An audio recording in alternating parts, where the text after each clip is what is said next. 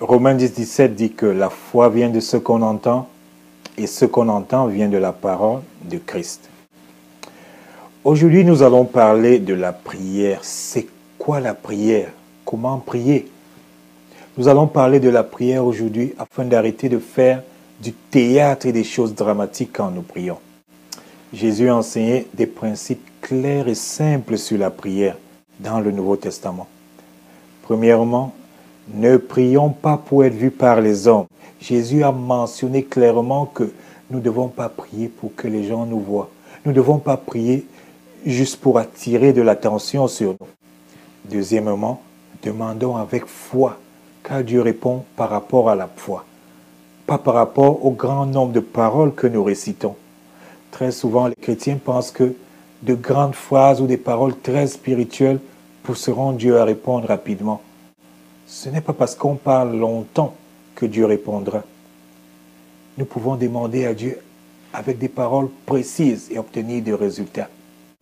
Troisièmement, nous devons prier Dieu au nom de Jésus. Jean chapitre 14, verset 6 le dit, « Je suis le chemin, la vérité et la vie. Personne ne va au Père autrement que par moi. » Nous devons prier au nom de Jésus, parce que Jésus est le seul chemin pour aller à Dieu. C'est la raison pour laquelle il est venu, il est mort et il a ressuscité le troisième jour.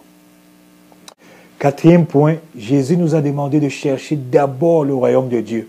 Le reste viendra par la suite. Cinquième point, demandez et vous recevrez. Matthieu 7, 7. C'est là le dernier principe que Jésus a enseigné à propos de la prière. C'est vrai qu'on se dit toujours que Dieu sait ce dont on a besoin. Oui, Matthieu 6, 8 le dit bien. Dieu sait ce dont on a besoin parce qu'il est notre créateur et nous sommes ses créatures. Luc 11, 9. Demandez et l'on vous donnera. Ce sont là des principes importants que Jésus lui-même a enseignés à propos de la prière. En tant que chrétiens, nous devons appliquer ces principes pour avoir des résultats, des réponses à nos prières. Et vous vous souvenez certainement de la façon dont Satan est venu tenter Jésus dans le désert quand Jésus avait faim. Il lui a demandé de changer des pierres en pain. Mais Jésus lui a répondu dans Matthieu 4, 4. Il est écrit, l'être humain ne vivra pas seulement de pain, mais de toute parole qui sort de la bouche de Dieu. Jésus nous enseigne par cette réponse que ce que la nourriture représente pour notre corps physique est similaire à ce que la parole de Dieu représente pour notre esprit. La parole de Dieu est la nourriture, l'alimentation, les vitamines de notre esprit. Nous devons donc nous nourrir constamment de cette parole et surtout la garder en nous pour en bénéficier plus tard. Dans cette même optique, Matthieu chapitre 5, verset 43 nous dit « Vous avez appris qu'il a été dit, tu aimeras ton prochain et tu haïras ton ennemi. Mais moi je vous dis, aimez vos ennemis, bénissez ceux qui vous maudissent, faites du bien à ceux qui vous haïssent, et priez pour ceux qui vous maltraitent et qui vous persécutent. » Priez pour eux, priez pour vos ennemis. Jésus donne ici un grand commandement, mais un commandement très difficile. Priez pour nos ennemis. Comment est-ce possible? Prier pour quelqu'un qui m'a fait du mal? Comment cette femme va prier pour cet homme qui est en train de tricher et de la laisser? Pourquoi prier pour ce patron qui me maltraite, qui m'humilie au travail? Je dois prier pour cette personne qui dit du mal de moi dans mon dos. Je dois prier pour celui qui me trahit, qui me persécute. Prier pour lui. Prier pour elle. La réponse est oui.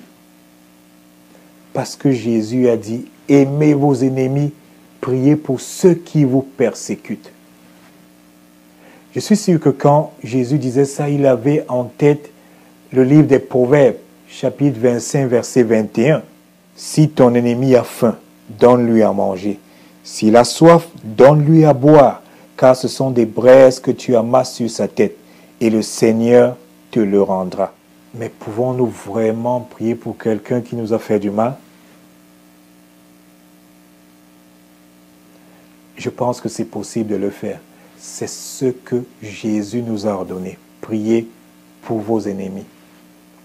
En le faisant, Dieu nous récompensera. Si on prie pour nos ennemis, Dieu répondra favorablement à ce que nous lui demandons dans notre propre vie. Nous sommes supposés avoir une vie de prière, pas seulement à l'église. Et aujourd'hui, nous devons vraiment nous poser ces questions.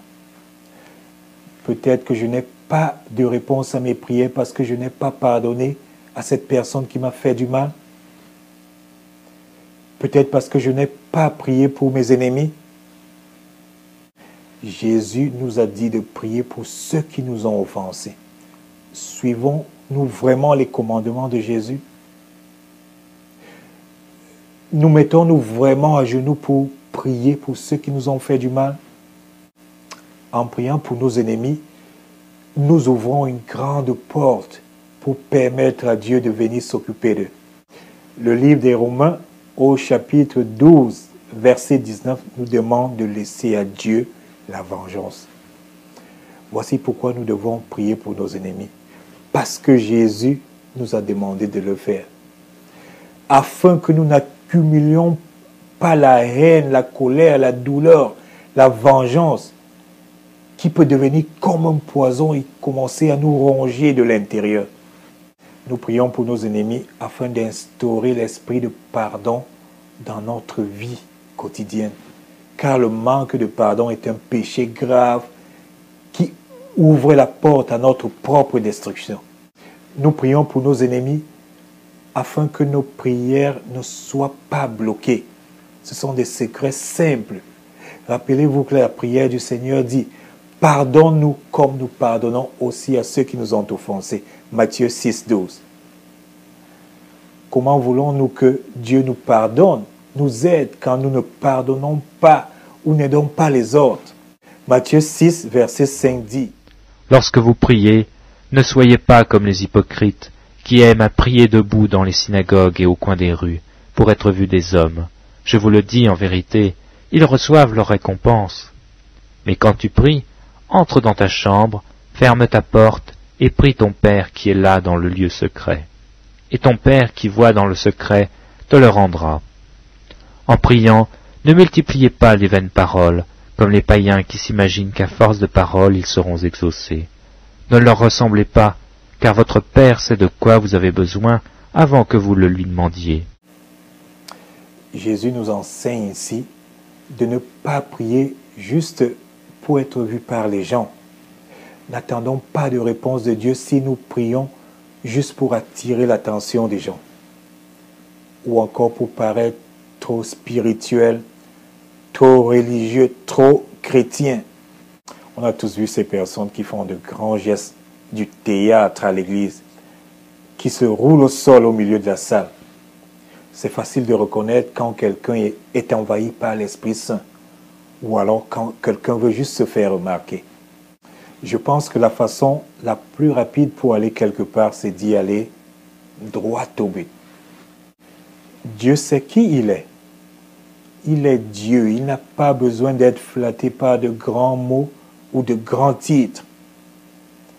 Ô grand Dieu magnifique, très haut, Dieu d'Abraham, d'Isaac, de Jacob, de Moïse, de David, Père de Salomon. Ça, c'est de la pure flatterie. Si nous voulons flatter Dieu, c'est de par notre vie chrétienne, c'est en respectant les enseignements de Jésus-Christ. Cessons de penser que nous pouvons masser Dieu en répétant des paroles. Par contre, allons droit au but.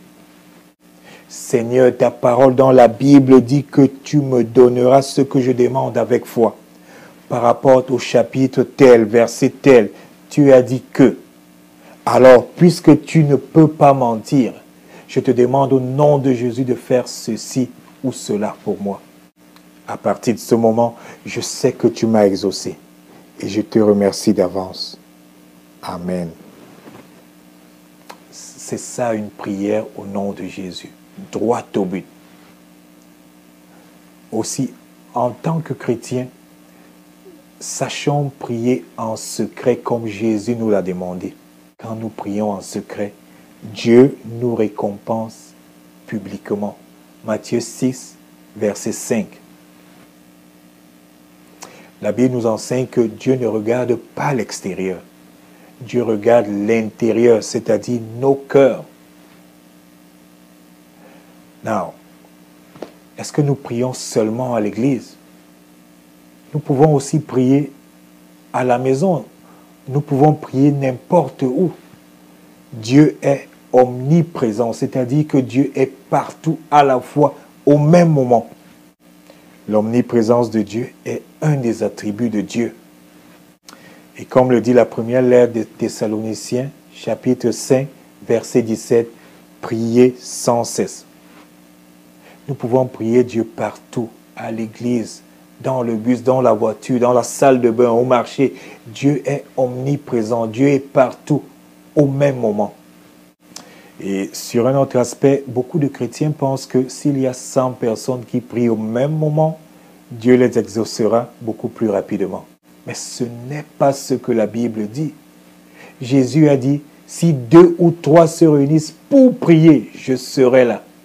Il suffit de 2 ou 3 personnes qui agréent ensemble. Bien sûr, je présume que Dieu est beaucoup plus ravi si 1000 personnes se réunissent et se mettent à prier. Mais comment être sûr des motivations de ces 1000 personnes? Est-ce que les personnes avec qui on s'associe ont le cœur pur, sont motivées par les mêmes buts?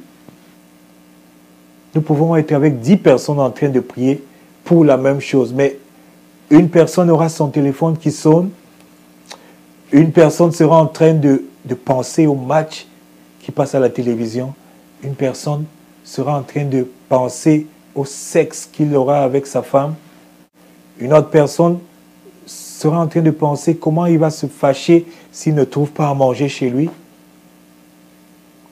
Une seule personne avec de mauvaises pensées peut gâter, peut détruire une prière. Jésus a garanti qu'il sera là si 2 ou 3 personnes se rassemblent pour prier. Si vous êtes 1000 avec un cœur pur, c'est merveilleux. Mais Jésus a dit que 2 personnes suffisent. Voilà pourquoi, si vous avez une vie de couple, je vous encourage à toujours prier ensemble. Comme le dit le vieux dicton, un couple qui prie ensemble restera ensemble. Jésus a garanti qu'il portera nos prières à Dieu si 2 ou 3 se mettent ensemble pour prier. La prière, c'est la qualité, pas la quantité. Dieu exauce nos prières parce que nous croyons en lui. Matthieu 6, verset 8 dit, « Votre Père sait de quoi vous avez besoin avant que vous ne lui demandiez. » Quand on lit ce verset, on se demande donc, pourquoi prier si Dieu sait déjà ce dont j'ai besoin? Pourquoi prier Dieu si il sait déjà ce dont je manque? Pourquoi? La réponse est simple, parce qu'il nous demande de prier. Dieu sait ce dont on a besoin, mais il nous demande néanmoins de prier, de lui demander. Priez sans cesse. Matthieu 7,7, demandez et il vous sera donné. Matthieu chapitre 6, verset 11. Donne-nous aujourd'hui notre pain quotidien. Priez sans cesse. Jésus dit dans Saint Jean chapitre 14, verset 6, « Je suis le chemin, la vérité et la vie. Nul ne vient au Père que par moi. » À propos du Notre Père, la formidable prière que Jésus a enseignée, nous devons comprendre que c'est une prière de référence. Le Notre Père est un pont, un lien entre l'Ancien Testament et le Nouveau Testament. Même si le Notre Père se trouve dans le Nouveau Testament, ce n'est pas une prière du Nouveau Testament. C'est une prière que Jésus a enseignée à ses compagnons en ce moment-là, parce qu'il lui avait demandé de leur apprendre à prier. Aujourd'hui, le Notre Père est efficace seulement si on ajoute à la fin « au nom de Jésus ». Et la preuve de ce que je vous dis se trouve dans Jean chapitre 16, verset 23. En ce jour-là, vous ne m'interrogerez plus sur rien. En vérité, je vous le dis, ce que vous demanderez au Père, il vous le donnera en mon nom. Jusqu'à présent, vous n'avez rien demandé en mon nom. Demandez et vous recevrez, afin que votre joie soit complète. Quand Jésus enseignait le Notre Père, ils étaient encore sous l'Ancien Testament. Et si vous priez cette prière, n'oubliez pas d'ajouter à la fin « au nom de Jésus ». Parce que la Bible nous dit que nous devons prier au nom de Jésus. En enseignant le Notre Père, Jésus nous donnait juste un modèle, un plan, un mot d'emploi pour prier. C'est pourquoi il a dit « voici donc comment vous devez prier ». Notez qu'il dit « voici donc comment ». Ce qui signifie « voici donc un modèle sur lequel vous devez vous baser pour prier ». Voici donc comment vous devez prier. Notre Père qui es aux cieux, que ton nom soit sanctifié, que ton règne vienne, que ta volonté soit faite sur la terre comme au ciel. Donne-nous aujourd'hui notre pain quotidien. Pardonne-nous nos offenses, comme nous aussi nous pardonnons à ceux qui nous ont offensés.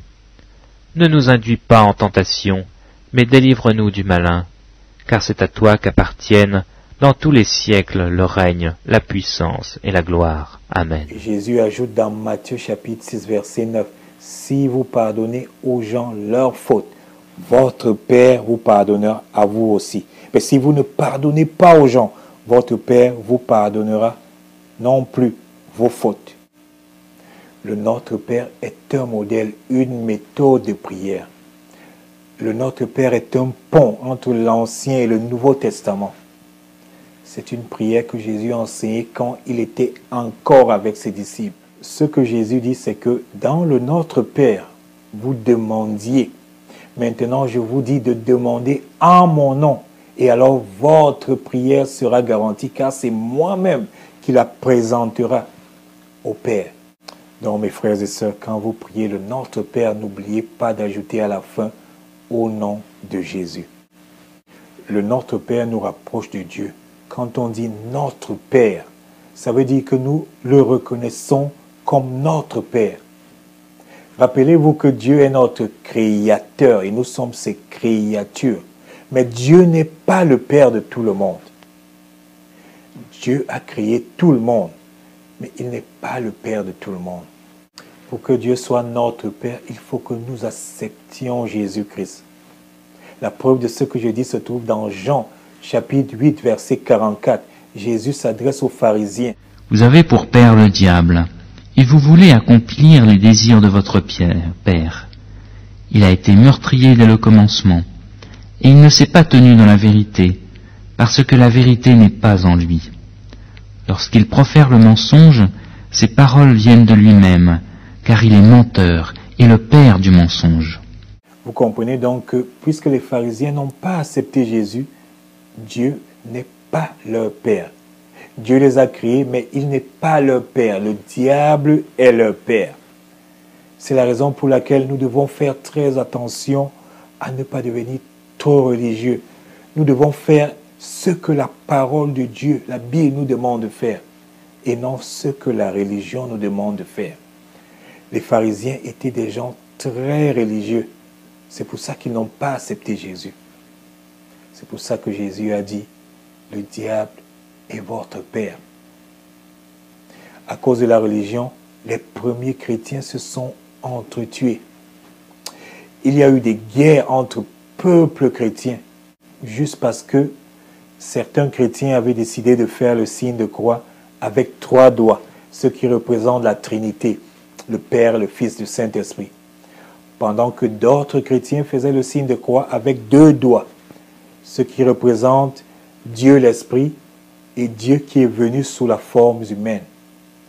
Des centaines de milliers de personnes ont péri à cause de la religion. Ne soyez pas trop religieux. Soyez chrétien, c'est-à-dire une personne qui suit les enseignements de Jésus-Christ. Dieu n'a jamais créé la religion. Les hommes ont créé la religion. Et lorsque nous prions le Notre Père, nous devons comprendre que Jésus nous enseigne que une prière doit toujours commencer par de l'adoration. Notre Père qui est aux cieux, que ton nom soit sanctifié, que ton règne vienne, que ta volonté soit faite sur la terre comme aux cieux. C'est ça une pure forme d'adoration. Grâce à cette prière, nous avons accès aux portes du ciel. Nous devons commencer notre prière en louant le Seigneur. Merci Seigneur pour le sang de Jésus. Merci Seigneur parce que grâce au sang de Jésus, je peux t'appeler Père. Merci Seigneur parce que grâce au sang de Jésus, j'ai le droit de venir devant toi pour te demander de l'aide en temps de trouble. Merci Seigneur parce que grâce au sang de Jésus, je peux recevoir ta sagesse pour prendre de meilleures décisions pour ma vie. Merci Seigneur parce que grâce au sang de Jésus, je suis sanctifié. Je suis juste, je suis racheté. J'ai le Saint-Esprit avec moi. C'est de cette façon que nous devons commencer une prière. Et en tant que chrétiens, nous devons prier au nom de Jésus. Jésus a dit dans Saint Jean chapitre 14 verset 6, « Je suis le chemin, la vérité et la vie. Personne ne vient au Père que par moi. » Posons-nous ces questions honnêtement. Est-ce que nous prions au nom de Jésus? Avons-nous la foi quand nous prions? Croyons-nous vraiment que Dieu peut faire ce que nous demandons? Est-ce que, avant de prier, nous pardonnons et oublions les offenses des autres? Est-ce que nous prions pour nos ennemis? Si notre réponse est non, alors commençons à changer et à faire tout ça aujourd'hui. Ce n'est qu'en ce moment que nous verrons nos propres prières être exaucées. Je vous encourage à montrer de l'amour, à donner de l'amour, à aider les autres, à éviter le péché, à aller à l'église. Écoutez votre prêtre, votre pasteur. Aidez votre église, payez la dîme. Aidez les missionnaires, les évangélistes. Et si le diable tente de vous décourager en créant des problèmes ou des situations quand vous priez, n'oubliez pas ce que 2 Corinthiens 5, 7 dit. Marchez par la foi et non par la vue.